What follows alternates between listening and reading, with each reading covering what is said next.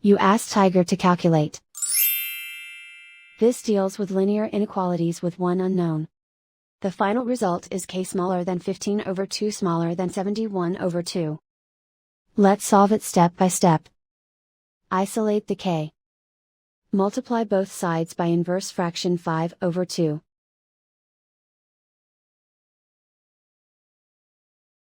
Group like terms.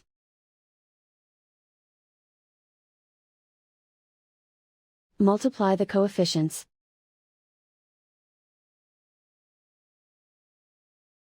Simplify the fraction.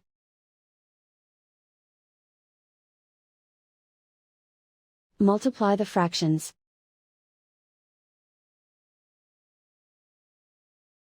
Simplify the arithmetic.